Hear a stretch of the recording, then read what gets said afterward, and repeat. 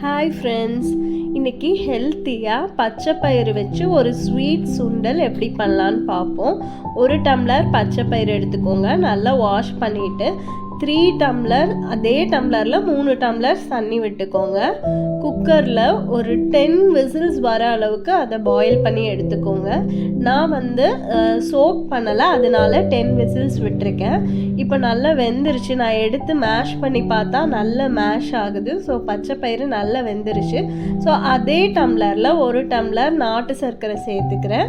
1 tumbler தண்ணி சேர்த்து நல்லா இந்த மாதிரி பாயில் வரட்டும். வந்ததுக்கப்புறம் ஒரு 2 டேபிள் ஸ்பூன் தேங்காய் சேர்த்துக்கோங்க.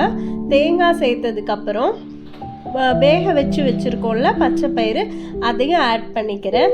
எல்லாத்தையும் நல்லா மிக்ஸ் பண்ணி விட்டுருங்க. இப்போ அந்த சுகர் சிரப்லேயே இந்த பச்சை பயிறு நல்லா கோட் ஆகி நல்லா வெந்து வரணும். ஏலக்காய் சேர்த்துக்கிறேன். ஏலக்காய் சேர்த்தும் நல்லா மிக்ஸ் பண்ணிக்கோங்க.